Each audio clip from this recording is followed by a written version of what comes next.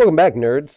So, today, no facial changes at all with that. All right, cool. So, yesterday, we left off with these shapes, and we're switching to looking at the exterior angles instead. In this one, if each of these is 60 degrees, what do I know that this has to add up to? 180. So, this must be 120 out here, right? And this must be 120 right here, and this must be 120 right here. If I were to add up these exterior angles, what would they add up to? And I'm just going to write it as the sum of exterior angles. What do those three add up to in this? 360. Okay, so that's all fine and dandy. Let's do the same thing here. If I add my exterior angles, and I'm just using a nicer shape than you guys did, each of these exterior angles that I've added, can you tell me what the measures need to be on these? They're all 90 because, again, we have straight lines, right? So now I have 4 90-degree angles, which these exterior angles would once again add up to what? Hey, it's 360 there also.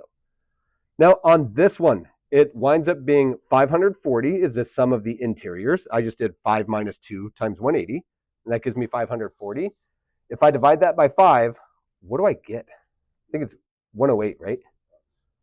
Each of these is 108. And I'm not going to draw them all. But if I draw all the exterior angles now, and Carson, you're absolutely right, but I just want to make sure we can verify that. If these are all 108 degrees on the inside, each of these then must be 72. And what do we get if we take these 5 72 degrees and add them up? Does it seem like there's a consistency happening? For any convex polygon, and we require that it's pushed out instead of caved in, for any convex polygon, what does it seem like the interior angles will always sum to? 360 every time. Like I can see it happening right here. So, sorry? Did I say interior? I definitely did mean exterior. So let's go ahead. Thank you, Carson. Let's get the exterior angle theorem. So we're going to sneak in a theorem here real quick. We'll say it's the polygon, and I'll write it like we normally do. This is theorem 6.2. We'll call this the polygon exterior angle sum theorem. It's a wordy one. Okay. If you give me any convex polygon, which just means it's never caved in, and we can get like a more specific definition if you guys would like to differentiate between convex and concave. But we'll just write this theorem first, and then we'll decide if we need that. The sum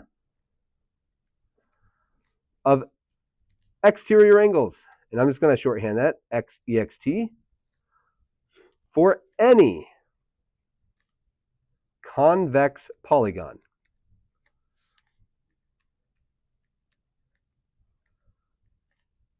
is always how many degrees? 360 degrees. Now, it doesn't matter if we have a regular polygon or not. They can be the same length or opposite lengths, or sorry, same length or different lengths. It is irrelevant which ones we have. We get this as always the case.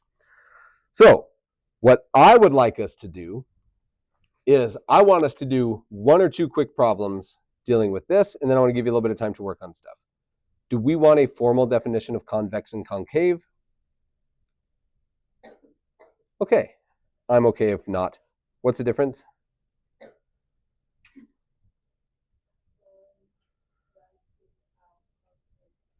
Good, convex is everything is pushed out. So like it would hurt if you were to get poked with it. Okay, all right. So as we look at this, I just think we need to do one single problem. And let's see which one we're going to deal with. Oh, I love this. So one example, and we're going to check it out. So for this example, we're going to say that I want to do something a little different.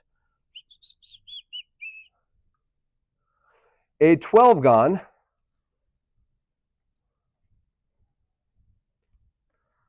has, and I want to, this might be an ugly number just for the record, because I'm just going to make it up. A 12-gon has each exterior angle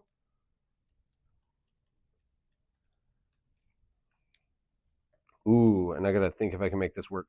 I will make it work. As x plus 3.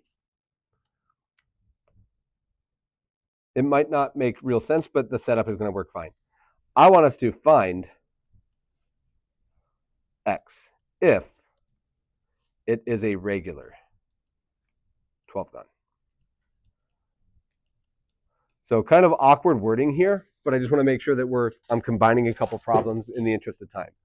We have a regular 12gon, and I don't know why that one's frozen over there. Sorry, whoever might look at that one. We have a regular 12gon, and I tell you that each exterior angle that we draw on this thing has a measure of x plus 3 degrees. I want us to find x. Now, do we really need to sketch a perfect 12gon? I don't think so. But if it is a regular 12gon, it means all the angles of it are what? All of them are the same. Now, there might be an easier way. Could we find the measure of one interior angle? Yeah, we could use that n minus 2 divided by, n minus 2 times 180 divided by n, and that'd be each interior angle. Alternatively, since this is a regular 12gon, what do I know that all the exterior angles are going to add up to? And how many exterior angles are there on a 12gon? 12. And each of them has a measure of x plus 3, right? Yeah, I'm going to go one step slower. If I have 12 angles and they're each x plus 3, when I add them all up, they better add up to what again? 360. Is this a solvable equation? Now, couple routes through this, and I don't really care which way we go. Carson, you went right to distribute, and that's fine and dandy. Is there another option that we could have gone with first? Rather than distributing the 12, we could have divided by 12. And they're going to take us to the same path no matter what. What is the most natural for you guys, to divide by 12 or to distribute it? Okay, Andrew says to divide by 12 right off the bat. If I divide both sides by 12, they gone, and we're left with x plus 3 equals what, 30?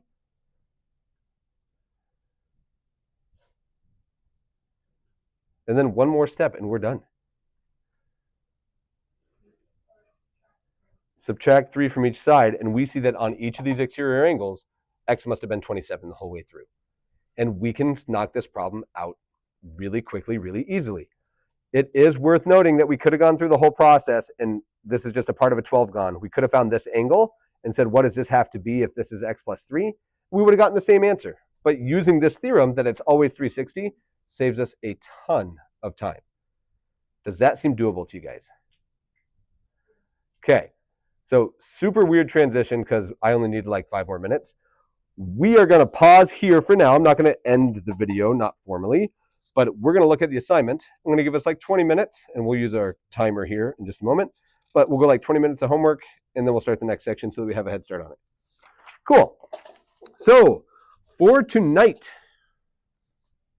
I guess for the next 20 minutes rather, we are going to start looking at homework 6.1.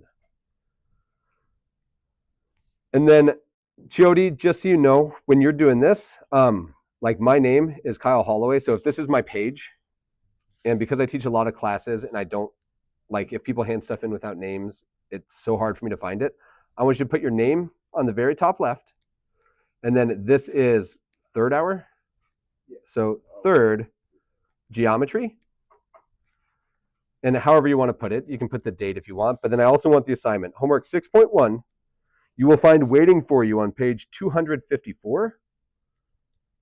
And I want you guys to work problems. Let's go 13 through 23, just kidding, 13 through 25 odd. 13 through 25 odd.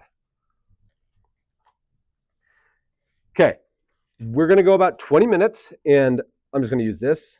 So 20 minutes. When this rings, we'll just transition. We'll do 25. That's fine. Cool.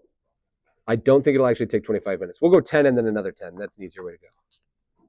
So it changes. See how there's numbers? So if I put the 5 minutes up, it gives me 5 minutes, or 10 there. It's pretty cool. No, but I can go get some.